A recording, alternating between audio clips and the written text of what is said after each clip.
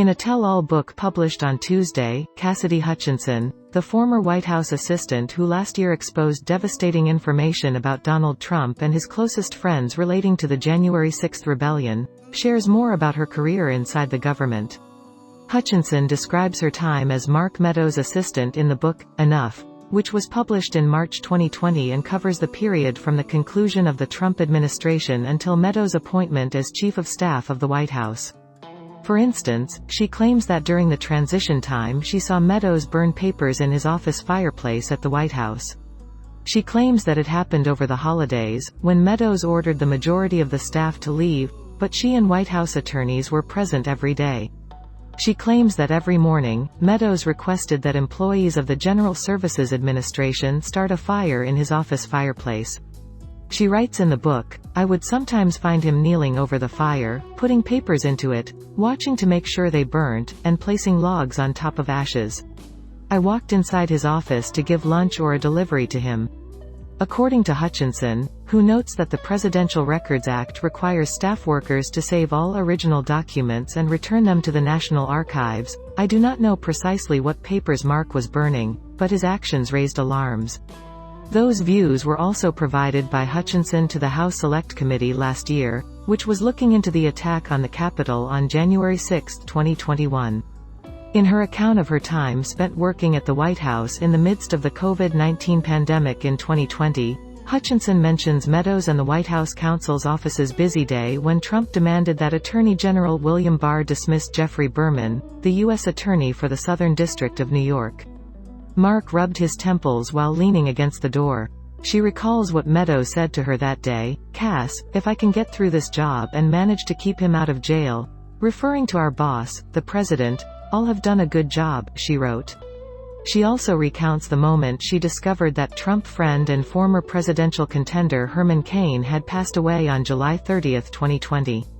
Meadows was notified of Cain's passing by Hutchinson, and they both recalled that Cain had attended Trump's event in Tulsa, Oklahoma, a few weeks prior, when they thought he acquired COVID. Mark briefly shifted his focus to the TV. "I had assumed he was inquiring as to whether the information had been made known. We killed Herman Cain," he added bluntly as he turned to face me. "He swallowed, which I heard.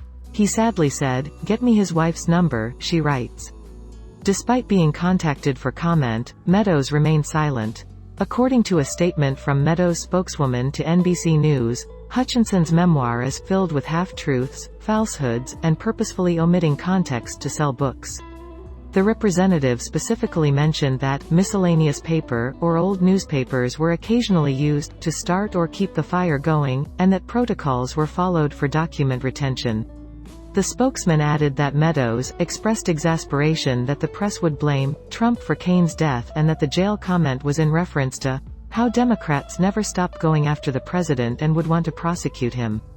In response to inquiries for comment in news articles published last year about Hutchinson's congressional testimony claiming he burned documents, a lawyer for Meadows either declined or did not answer. Hutchinson, a key witness who provided the January 6 committee with explosive testimony last year, also asserted that Trump attempted to take control of the SUV he was riding in on January 6, 2021, and lunged at his security detail when he was informed that it couldn't transport him to the Capitol after his rally. In a recent appearance with NBC's Meet the Press, Trump refuted that claim. He claimed that the Secret Service had told him not to go down to the Capitol in peace, despite his desire to do so. "I had no disagreements with them. You are aware of the claim made by one person that I grasped the man's neck." Hutchinson's claim was "the weirdest account I've ever heard," Trump said, adding, "Actually, I wish I was so powerful to be able to accomplish it. You mean that I was in the beast, and she said I was in the beast, and the Secret Service didn't want. So I took a guy who was, like, a black belt in karate and grabbed his neck and tried to choke him. How ridiculous," he continued. "Sir, it would be best if you didn't," the Secret Service advised. "I expressed my desire to do it. That would be better," they remarked. "We returned to the White House as a result," said Trump. In reaction to the book, Stephen Chung, a representative for the Trump campaign, pointed NBC News to a number of tweets he made on X, now known as Twitter, in which he branded Hutchinson a liar and her lies have been refuted. In one of the posts, Chung cited news coverage from the time of Hutchinson's congressional testimony that said some of the personnel reportedly involved in the purported event in the SUV rejected her account. Rudy Giuliani's spokesman termed Hutchinson's claims in her book that he inappropriately touched her on January 6, which was, according to NBC News last week, a disgusting lie. Giuliani described Hutchinson's charges as completely false and totally absurd when asked about them by Newsmax anchor Eric Bolling last week.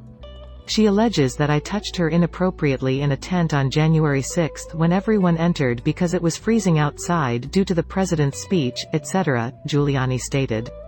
I'm going to grope someone with 100 people?